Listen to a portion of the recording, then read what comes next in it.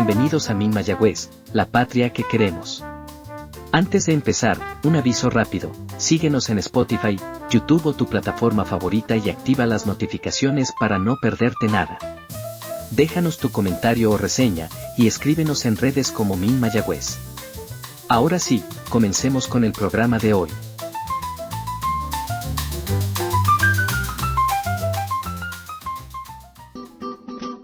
Queridos radioescuchas, le habla David Rivera desde el programa radial La Patria que Queremos, que es el órgano informativo del movimiento independentista nacional ostosiano, de acá de la zona de Mayagüez, haciendo trabajo desde la misión Ezequiel Lugo Morales.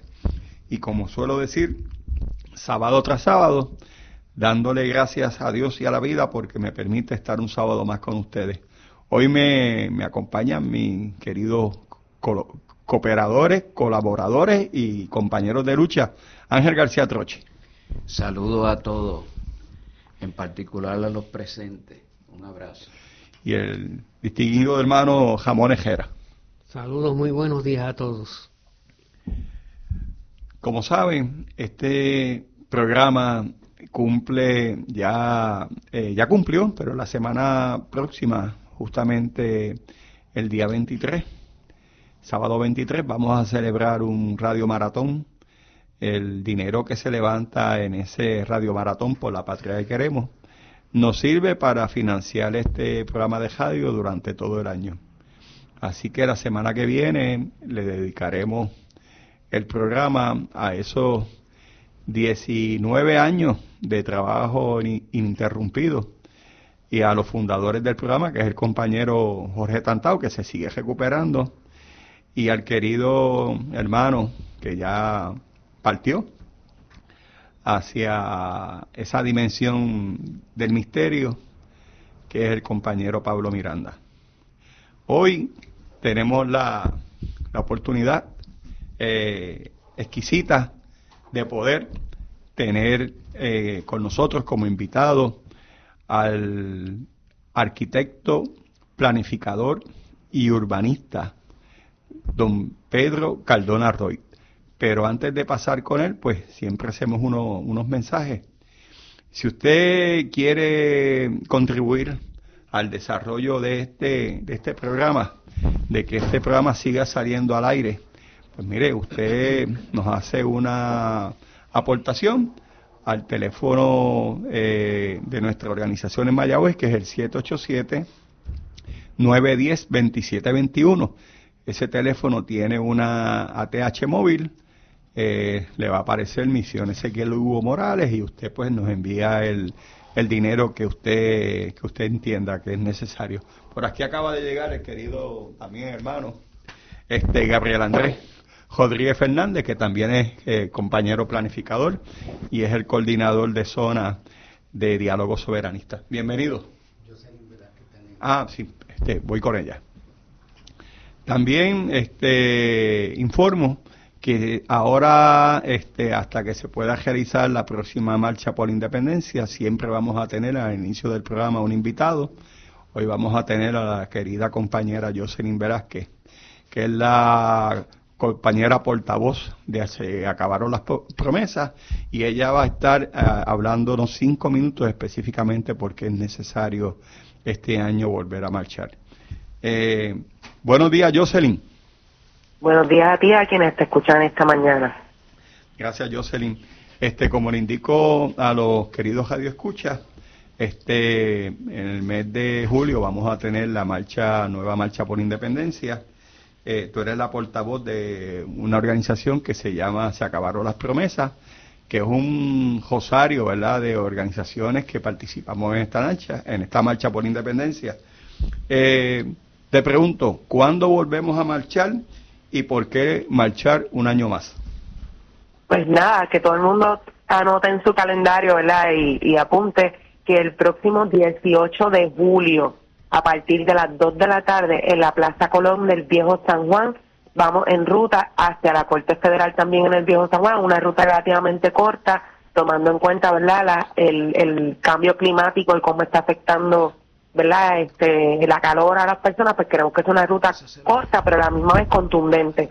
Así que la exhortación es a todas las hermanas y hermanos puertorriqueños que sentimos que se necesita un cambio profundo en este país para poder salir hacia adelante, que nos demos cita ese 18 de julio en la Plaza Colón del Viejo San Juan. El sábado 18 de julio, ¿correcto? Correcto, sábado 18 de julio. Ok. Jocelyn, ¿qué organizaciones son las que promueven y participan en esta marcha? Que por cierto, el año pasado fue tan exitosa y fue un mensaje contundente de la necesidad imperiosa de reclamar la independencia y la soberanía para este pueblo. Sí, son muchísimas, pero no me voy a acordar de todas, así que pido excusa. Por ejemplo, está el Movimiento Independentista Nacional Ostosiano,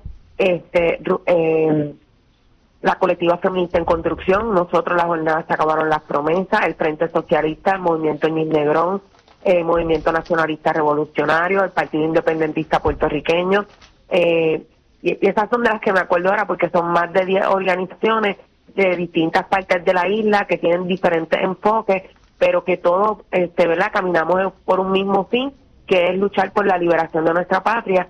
Así que hemos, ¿verdad?, puesto las diferencias o los puntos de vista que tal vez no, en los que no coincidimos, los hemos puesto a un lado por los pasados 2 años, con el anhelo de poder construir esta movilización que lo que busca es visibilizar que hay un pueblo independentista, que las cosas en el país no están bien y no hay que argumentar, que todo está ahí a la vista, y que la independencia es para nosotros, ¿verdad?, la única alternativa real para poder comenzar a desarrollar un cambio en el país que nos traiga un futuro mejor.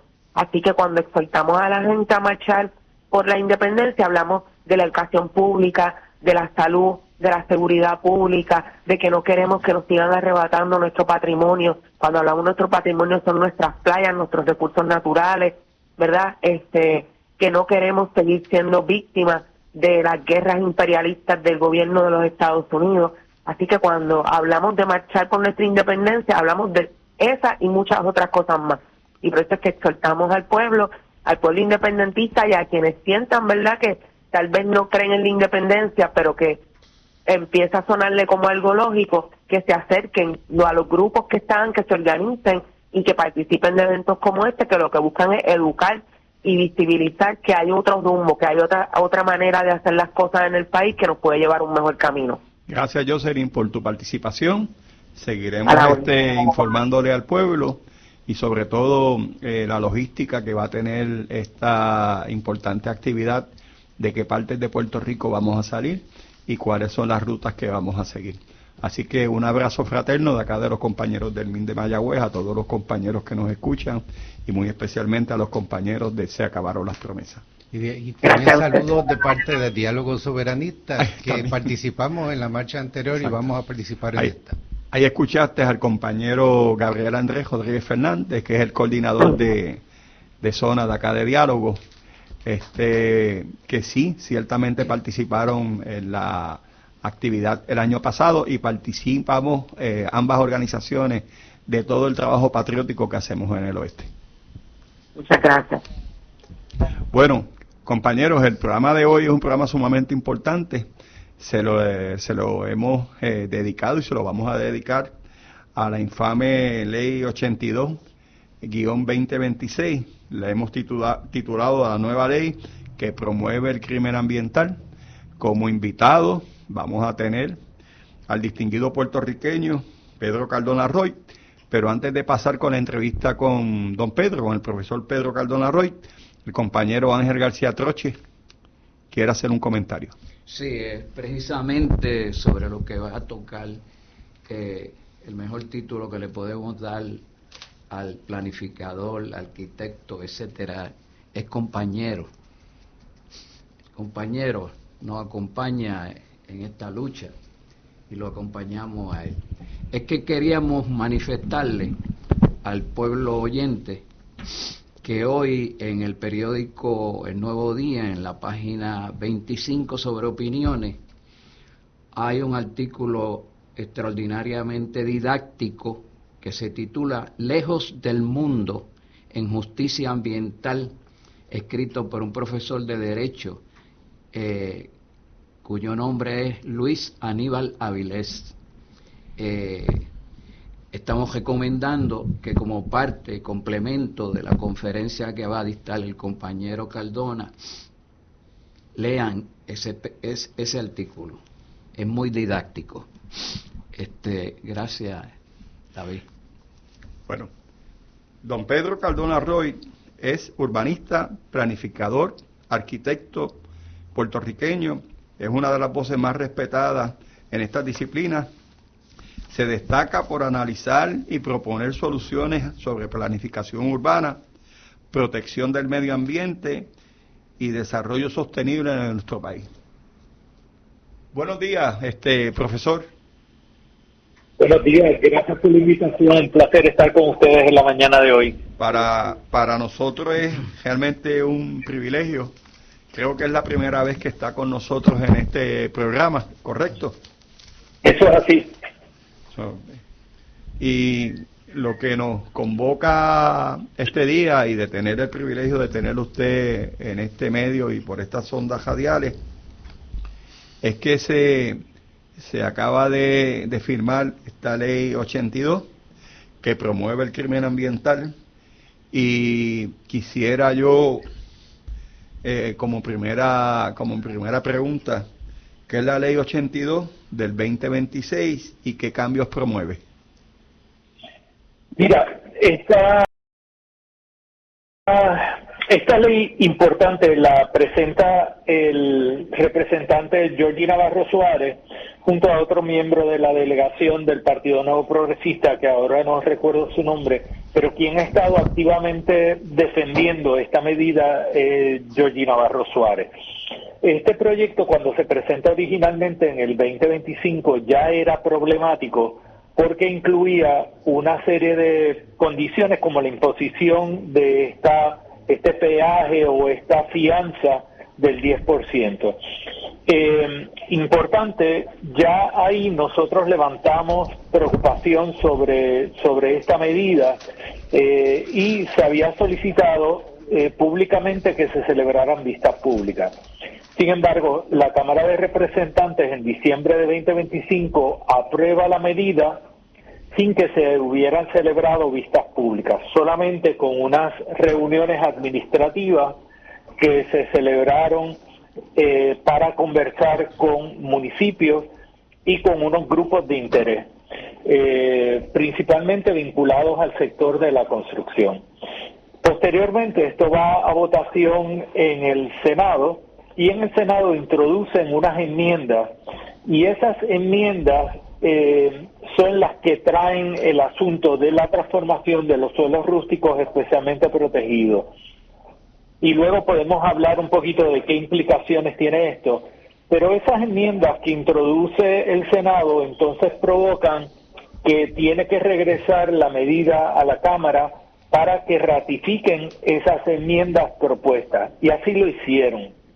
Y en principios de mayo, finales de abril o principios de mayo, esta medida se aprueba en la Cámara de forma muy precipitada, sin una discusión en el piso sobre las implicaciones de estas enmiendas tan nefastas que introdujo el Senado, y entonces pasó a la firma de la gobernadora con retraso. Nosotros habíamos estado alertando y tratando de convocar a la gobernadora a que no firmara esto, y entendíamos algunos de nosotros que lo propuesto era tan escandaloso y violentaba tantos derechos y echaba para atrás tanto la discusión del tema ambiental, que incluso la gobernadora, con la trayectoria que ha tenido, pensábamos que no la firmaría, pero nos equivocamos y el martes pasado la gobernadora lo firmó.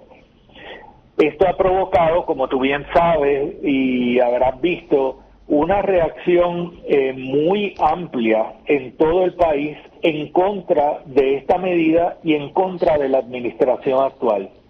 Tanto así que el propio autor de la medida en la noche de ayer comunicó que pretende hacerle unas enmiendas a la medida. Pero creo que aquí importante para la audiencia, porque a veces estas cosas son muy técnicas, que la audiencia pueda entender lo que implica para todos nosotros. Por un lado están los proyectos grandes que son muy visibles y que hemos hablado tanto, como el proyecto Esencia en Cabo Rojo, ¿verdad? Que con estas enmiendas ese proyecto pasa con ficha y este proyecto fue redactado para proyectos como Esencia, o sea, esta ley está hecha a la medida de Esencia.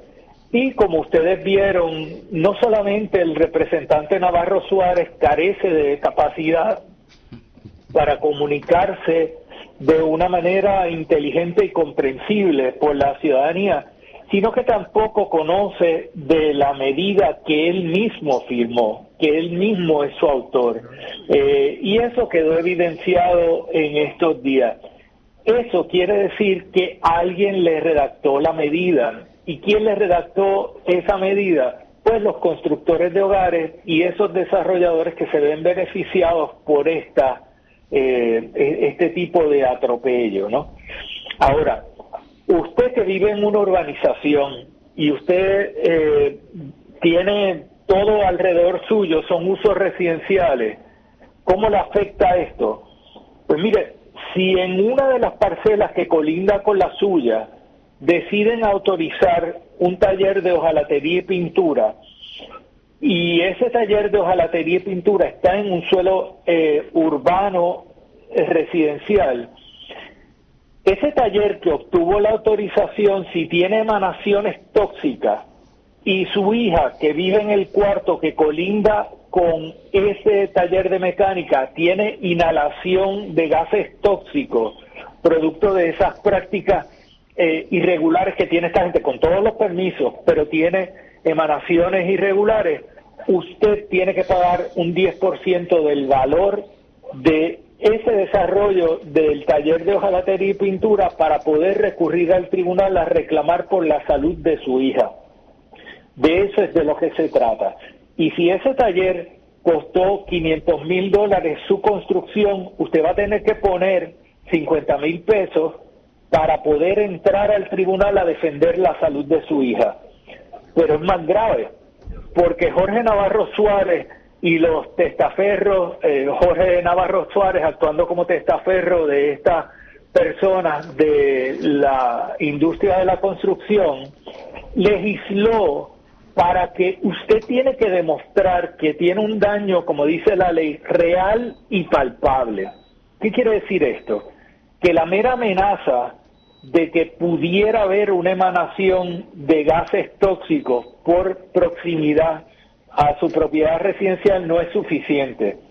Usted tiene que presentar evidencia médica de que su hija está siendo afectada o presentar el cadáver de su hija porque se murió por las emanaciones y entonces puede reclamar.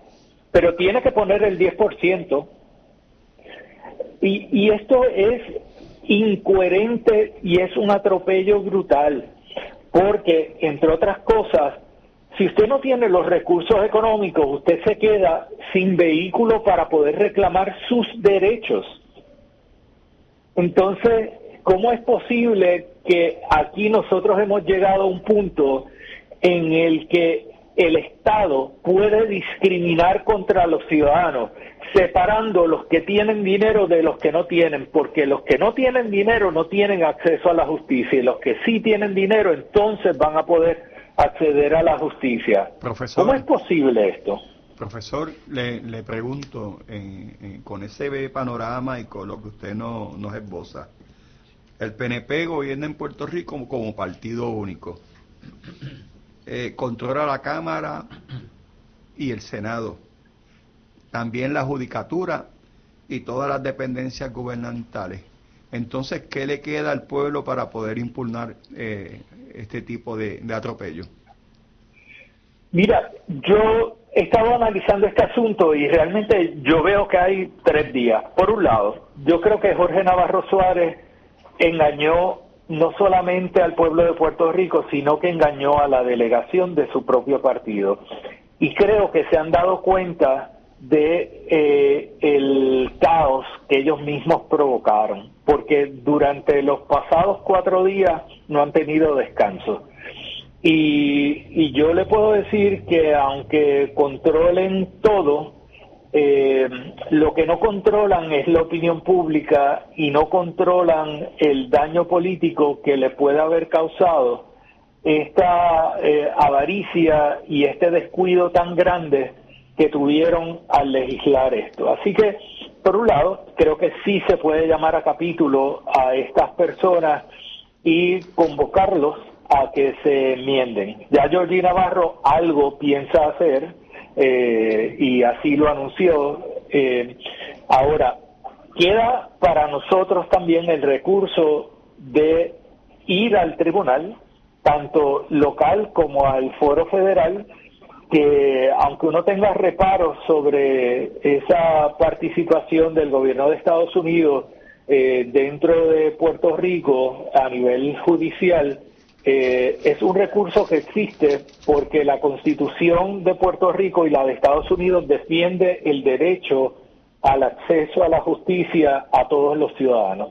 Y por lo tanto, por la cláusula de supremacía que tiene la Constitución de Estados Unidos sobre Puerto Rico, se puede recurrir en el foro local y al foro federal para solicitar la impugnación de esta medida por ser inconstitucional. Y en tercer lugar, nos queda el poder movilizarnos e ir a la calle y reclamar activamente desde la calle y detener el país y el funcionamiento de las estructuras tradicionales mediante la protesta y mediante la denuncia, hasta tanto estas cosas se reviertan. Y esos son 3 canales que no son mutuamente excluyentes, que nosotros los podemos encaminar todos y podemos seguir y vamos a seguir, porque yo estoy seguro que hay mucha gente comprometida y que se ha dado cuenta del impacto que esto tiene en nuestra habitabilidad. Ramón. Buenos días, profesor.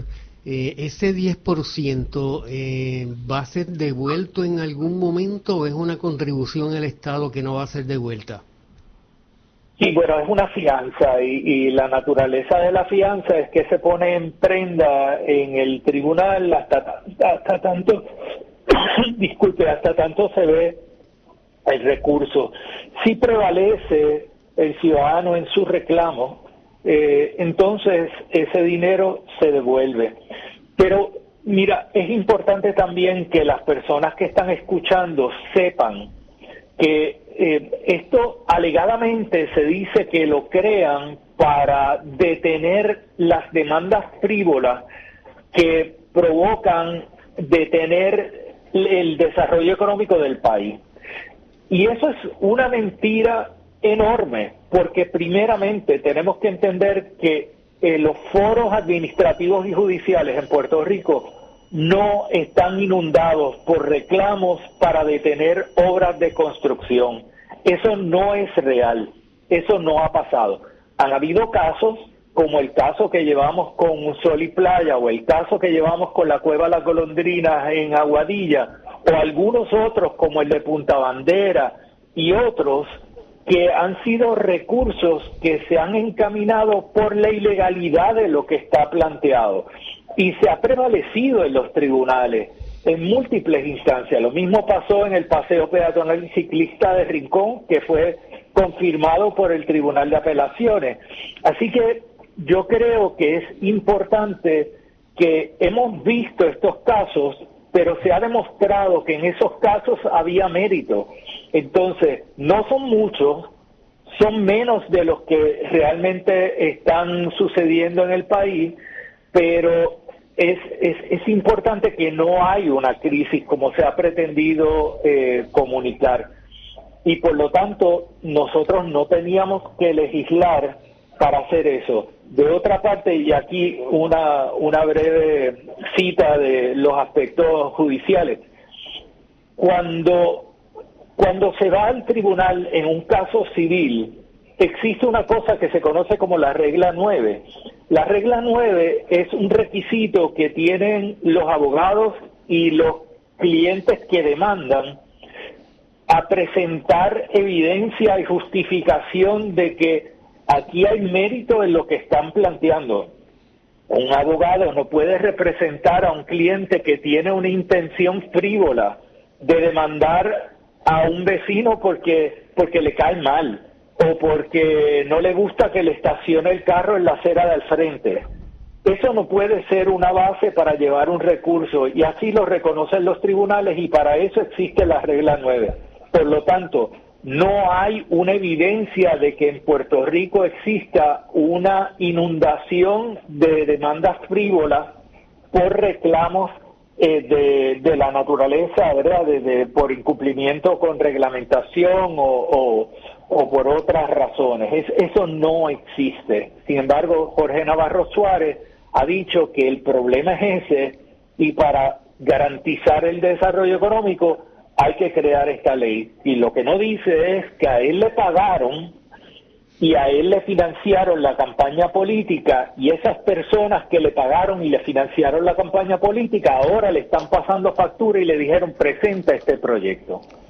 Profesor, deseo que nos ilustre y qué es un profesional autorizado y por qué el gobierno le concede a una entidad privada la facultad de aprobar permisos, y si esos permisos que se aprueban inhabilita, correcto, el plan de uso de terreno, determinaciones del Departamento de Recursos Naturales y la injerencia que tiene el Instituto de Cultura en la protección del patrimonio histórico y arqueológico de Puerto Rico. Esta es una súper buena pregunta. El profesional autorizado es una figura que se crea a partir de la Ley de Reforma de Permisos del año 2009 bajo la administración de Luis Fortuño Burset. Y tenía la intención de que ese funcionario pudiera sustituir a cualquier agencia del Estado en emitir autorizaciones y permisos, supuestamente mediante una certificación que le conceden a esta persona luego de una evaluación y una serie de acreditaciones, o si esa persona cuenta con un título como arquitecto o ingeniero que se entiende que debe tener los conocimientos necesarios para emitir una certificación de cumplimiento con nuestras leyes y reglamentos. La realidad del caso es que en el año 2014 y 2015, bajo la presidencia de Luis García Pelati, en la Junta de Planificación, mientras yo era vicepresidente de la Junta, se realizó la única auditoría a los procesos de permiso en Puerto Rico y se evaluaron todas las oficinas de permisos de los municipios, la Oficina Central de Permisos, la OCPE, y sus oficinas regionales, y también la ejecutoria de los profesionales autorizados. Y esa auditoría demostró que en la mayoría de los casos los municipios cumplían plenamente con las disposiciones que le correspondía cumplir, con la excepción de la oficina de Sidra. Era una anomalía la oficina de Sidra y ahí había mucha ilegalidad. Pero en segundo lugar estaba entonces la oficina de gerencia de permisos, siendo la oficina regional de Aguadilla la más escandalosa en su funcionamiento de irregularidad e incumplimiento con la ley, y la segunda era la oficina central de reglamentos y permisos. Ahora, superado por mucho estaban los incumplimientos y las ilegalidades de los profesionales autorizados, quienes en reiteradas ocasiones violentaban la ley y presentaban documentación que era falsa o incompleta para la autorización de trámites. Y eso se señaló y se enviaron a toda una serie de funcionarios para que se les retirara las autorizaciones, y así se hizo en el año 2014 y 2015. Ahora, ¿qué pasa? Esa figura es una figura que ha ido ganando fuerza en la medida que el Estado no ha cumplido con su responsabilidad de auditarlos y de verificar si cumplen con los criterios de ley. Y entonces ahora mismo están al garete y con el Código de Planificación y Permisos que propone la gobernadora, que también fue un proyecto de encargo que presentaron los constructores de hogares y los contratistas generales. Ese proyecto aumenta las capacidades que tendrían los profesionales autorizados, a pesar de la experiencia que se ha tenido con ellos. Por aquí, profesor, tengo al compañero Gabriel Andrés Rodríguez Fernández, que fue profesor en la Escuela Graduada de Planificación y también fue presidente por 3 años de la Sociedad Puertorriqueña de Planificación, y quisiera que tener también el privilegio de que le haga alguna pregunta y también escucharlo. Saludos. Yo creo que lo conozco un poco. Saludos, Pedro. Hola, Gabriel. Te felicito y te agradezco en nombre de Puerto Rico que tú te hayas mantenido y continúes desarrollándote en la defensa no solamente del buen urbanismo, que es el título que decidiste adoptar, del urbanista, sino en la buena planificación del territorio nacional y en la defensa de nuestros recursos. Así que muchas gracias en nombre de Puerto Rico, sigue ahí. Gracias, Gabriel. Quería enfatizar en esto último que estabas explicando sobre el récord pobre, muy pobre que tienen las oficinas que otorgan permiso del gobierno central de Puerto Rico bajo estas últimas administraciones en términos de verdadera defensa de nuestro patrimonio y de los derechos de los vecinos de cualquier proyecto que se esté presentando. Y esto viene muy al caso, porque este proyecto del que David te preguntaba inicialmente, la Ley 82, y la defensa que hace el famoso Georgie Navarro de ello, se basa en decir que proyectos que ya tienen sus permisos pueden ser o están siendo impugnados y retrasados por gente que lo que quiere es protestar por protestar, el discurso este que siempre ha tenido la derecha. Y como tú señalas, es muy probable, por el récord tan malo que tienen estos que otorgan esos permisos, y sobre todo toda gente profesionales privados, que es muy probable que el proyecto, aunque tenga los permisos, no necesariamente va a estar cumpliendo con lo que tiene que cumplir, o va a estar respetando los planes de uso de terreno y los derechos de los vecinos.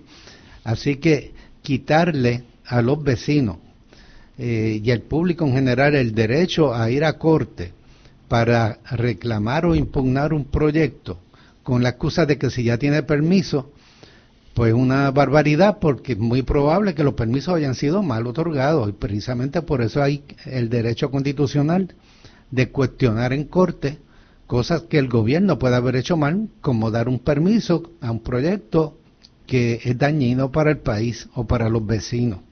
Así que eso que trajiste no se ha mencionado mucho por ahí. El análisis que se hizo por la Junta de Planificación en aquel momento, pero que no hay razón para pensar que haya mejorado el cuadro en cuanto a la deficiencia en la fiscalización y en la otorgación de permisos en el sistema como lo tenemos ahora, y que lo están transformando para que esté todavía más bajo el control de desarrolladores privados. Ángel. Sí, precisamente lo que se está promoviendo es que siga la corrupción, porque no hay duda de que desgraciadamente hay muchos profesionales que se pueden comprar fácilmente con grandes sumas de dinero de proyectistas que tienen la posibilidad, y ante las debilidades humanas lo que estamos es presagiando grandes corrupciones. De hecho, entiendo que en Rincón fue un caso específico de un profesional que se atrevió a sustituir a los peritos que dan esos permisos que habían desaprobado la famosa piscina, y este ingeniero o agrimensor sustituyó a esos profesionales honjados que lo hay en Puerto Rico, y fue este torbellino donde vimos algo que presagio también que va a suceder si continuaran este tipo de legislación, que en Puerto Rico nosotros sacamos a la Marina de Estados Unidos de Vieques, pudimos obligar a un gobernador a que renunciara. Lo que están empujando este gobierno, que obviamente uno no quiere usar esos términos del neoliberalismo, pero más bien son gobiernos fascistas, porque han destruido precisamente el equilibrio de la democracia, que es que cada rama del gobierno tenga unos poderes que haga equilibrar eso que llamamos democracia. Este gobierno controla la legislatura, controla el ejecutivo, y más del 60% de los magistrados son PNP, y no se seleccionan por inteligencia o imparcialidad, simplemente porque son PNP. En los tribunales uno va y uno ve unos diplomas previos que uno lee, y hablan de la misión y de la visión de los tribunales en Puerto Rico.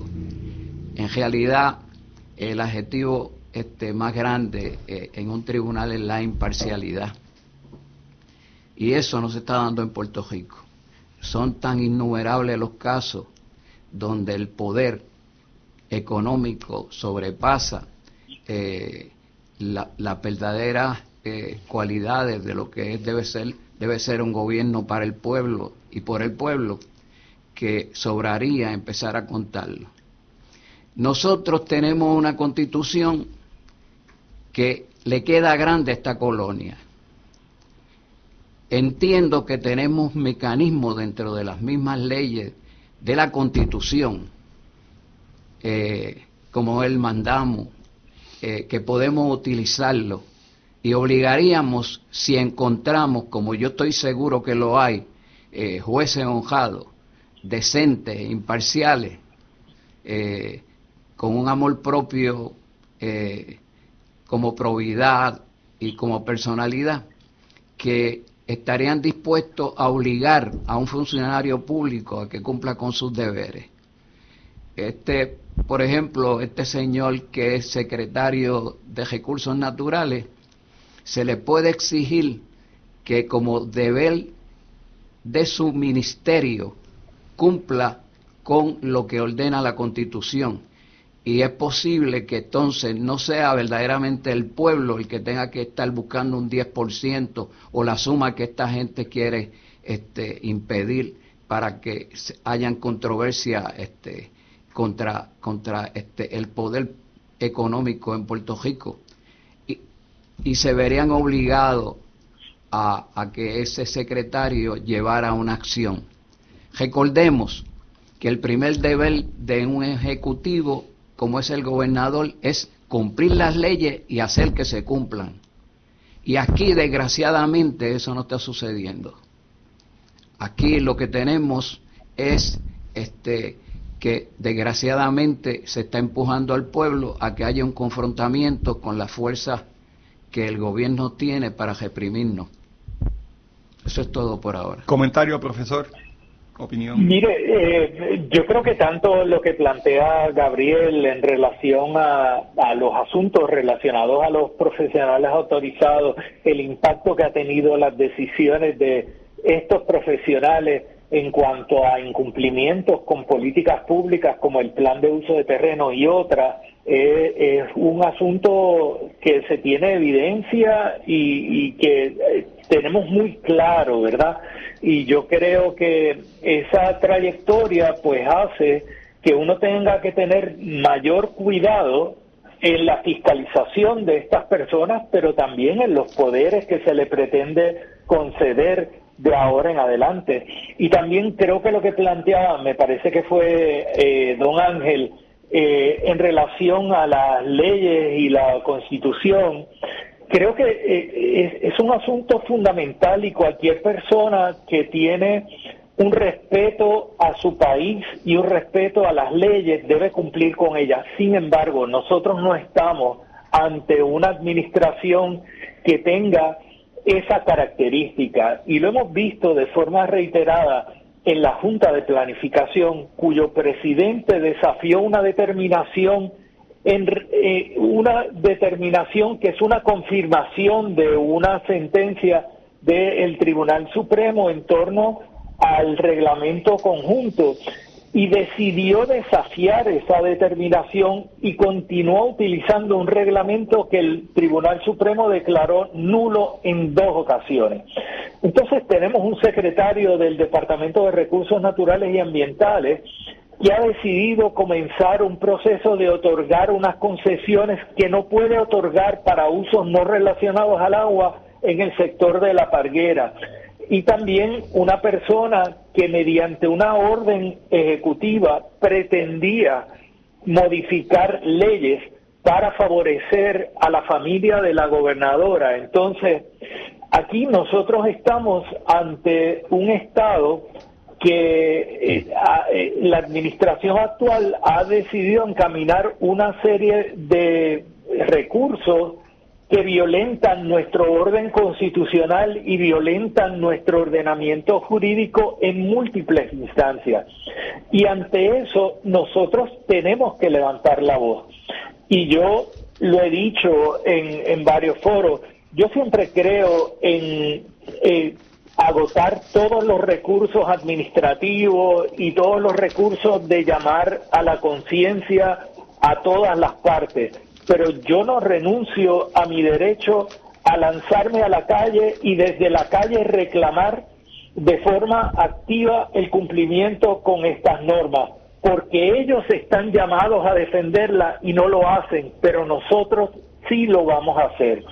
Entonces, claro, esto requiere voluntad y esto requiere también un compromiso personal grandísimo que tiene un costo, ¿verdad? Y no soy ingenuo en ese sentido, pero eso está. Y tenemos que recordar también que esta administración que se dice ser estadista y que busca la anexión a ese país es una administración que en sus acciones violenta ese eslogan que tiene en sus campañas, ¿verdad?, de que promueve la estadidad. Realmente vemos a una administración que es totalmente PNP y que sin embargo legisla asuntos que son contrarios a la Constitución de ese país al que pretenden anexarse en algún momento. Entonces tú dices, esta gente realmente ¿qué son? Son unos mentirosos compulsivos, son unos chantajistas. ¿Quiénes son estas personas? Porque ciertamente consistentes con su ideal no son. Así que esto también es importante señalarlo, porque yo la verdad que me vuela la cabeza pensar en que sea Georgie Navarro el que promueve una legislación que es no solamente contraria a la Constitución de Puerto Rico, sino también a la de ese país al que él dice que quiere ser parte. Profesor, le pregunto, si esta ley prevalece, de prevalecer esta ley, ¿cuál será la próxima movida del gobierno? Mire, Jorge Navarro Suárez anoche anunció que va a proponer una enmienda a la ley para eliminar la fianza de 10% a los proyectos que las personas que tengan legitimación activa no tengan que presentar ese 10% de fianza. ¿Qué quiere decir esto? Que primero, Georgie Navarro no sabe de lo que habla. Dos, que Georgie Navarro se equivocó en la legislación que presentó previamente y no sabe de lo que habla. Debo aclarar esto, porque actualmente usted no puede recurrir al tribunal si no tiene legitimación activa a hacer un reclamo sobre un desarrollo en una parcela X. Así que toda persona que tiene legitimación activa estaría exenta de presentar quiero decir que toda persona que no tenga legitimación activa no podría recurrir al tribunal, por lo tanto no puede presentar tampoco la fianza, y poner esto e insistir en esto es como una cosa ridícula que no tiene base alguna. Entonces yo creo que nosotros vamos a estar viendo en los próximos días enmiendas. Ya la representante Adriana Gutiérrez redactó un proyecto que lo va a estar presentando el lunes, un proyecto sustitutivo a esta ley, pero la ley ya está firmada, así que y la ley, según se decía, comenzaba a tener vigencia desde el momento que la gobernadora la firmara. ¿Qué yo espero que suceda? Pues yo espero que los que redactaron la ley y las pusieron en manos de Georgie Navarro Suárez estén presentando proyectos para obtener autorización de casos como el de Esencia. Yo no dudo que Esencia recurra a la Junta de Planificación para que la autoricen, toda vez que ellos están en suelos rústicos especialmente protegidos, y esa ley viabiliza que la Junta determine en suelos rústicos especialmente protegidos se puede dar un desarrollo como el de Esencia. Y esto lo que va a provocar es que la gente salga a la calle, que haya violencia, que se quemen fincas, que se hagan 20.000 cosas, porque eso es lo que están provocando. Yo no invito a esto, pero sí digo que esto es muy posible que suceda, porque claramente eso fue lo que estaban buscando lograr, ¿verdad? La autorización de este tipo de proyectos con esta medida. Don Pedro, esta ley 82 hay que verla como siamés de las leyes que están cambiando el concepto de los permisos de construcción, y que el presidente fue muy escaso porque simplemente presentó un proyecto de 60 páginas, mientras esta señora, que yo nunca pronunciaré su nombre, presentó un proyecto con 800 páginas. Entiendo que hay que ver la 82 como gemelo o siamés de esta otra ley que se está discutiendo.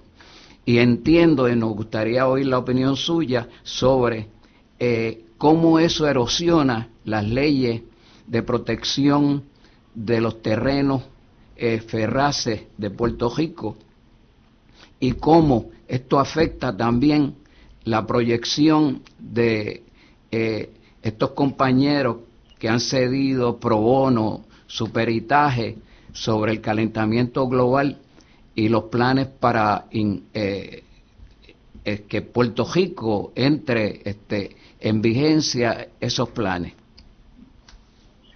Mire, creo que aquí, como usted bien dice, esto todo está relacionado, pero es súper importante que yo creo que la ley 82 es el recurso más tóxico que se ha presentado dentro de esta administración.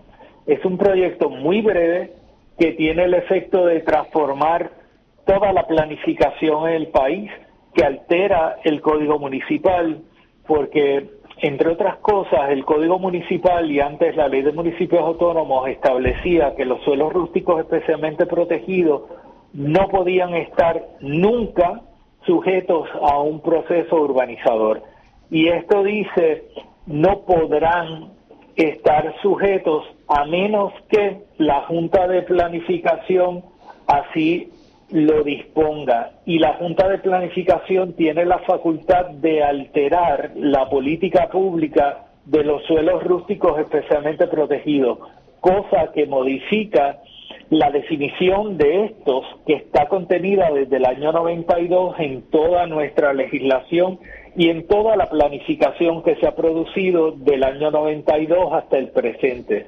Eso cambió el martes pasado cuando Jennifer González Colón firmó la ley 82 y entró esa ley en vigencia. Ahora, el Código Municipal, el Código de Planificación y Permiso tiene también algunos de estos mismos vicios, y el que redactó la gobernadora, ese que es el código como tal, que tiene 800 y pico de páginas, es un zafacón de toda una serie de legislaciones que ella ha intentado colar, que tienen el propósito de pagar a los inversionistas políticos que la llevaron al poder, y también de aumentar el caudal familiar y personal de ella y de los Vargas Llabona, porque ahí está incluido la legalización de las estructuras de la parguera, ahí está incluido la posibilidad de ocupar bienes de dominio público marítimo terrestre para usos privados. Ahí se han incluido toda una serie de disposiciones que intentaron colar en la legislatura y por diversas razones no han logrado avanzar.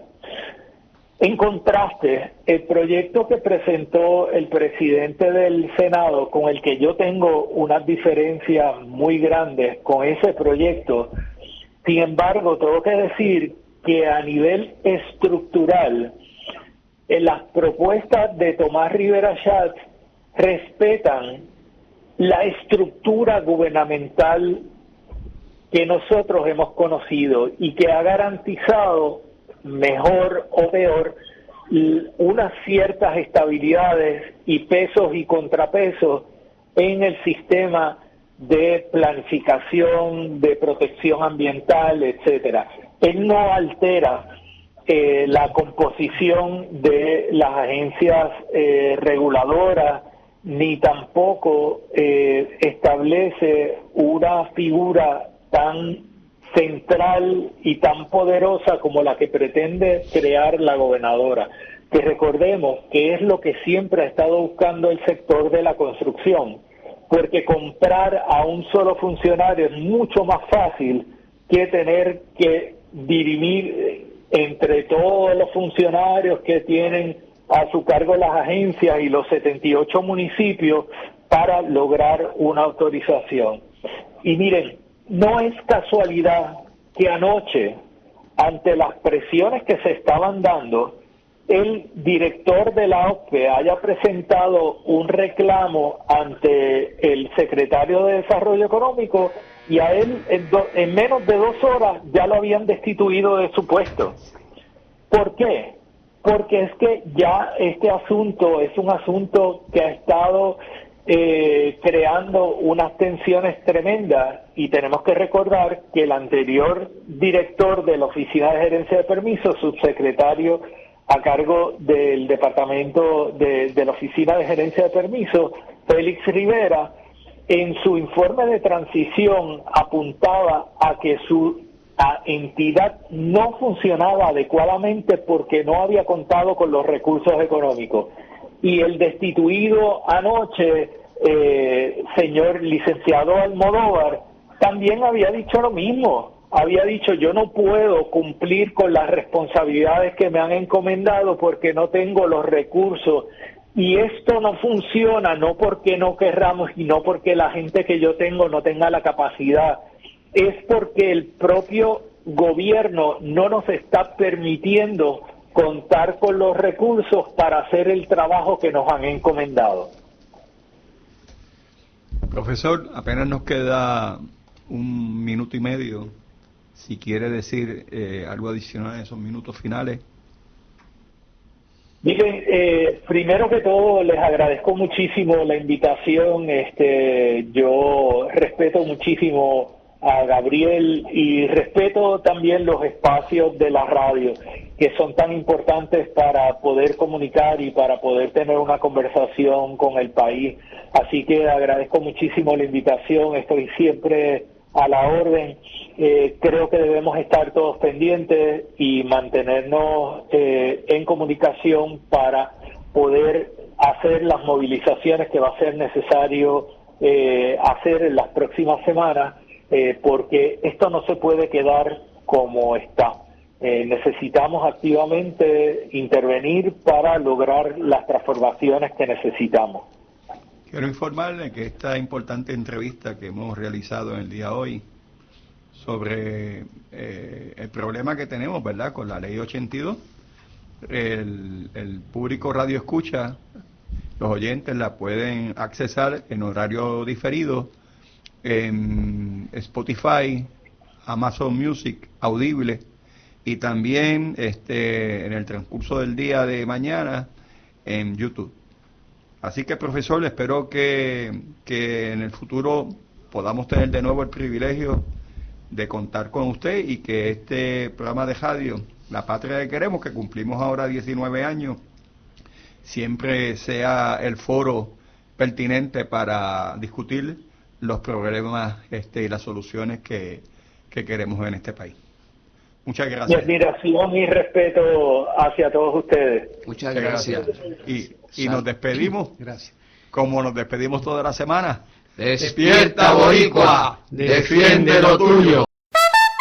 LRSR Podcasts graba y produce podcasts para Mayagüez y otras entidades en colaboración con sus respectivos equipos, con el propósito de educar e informar al pueblo de Puerto Rico sobre temas de soberanía e independencia. No participamos en la selección de contenido ni en la elección de participantes. Esperamos que encuentren nuestro trabajo interesante y útil. Agradecemos sus comentarios y sugerencias y les animamos a compartir nuestros podcasts.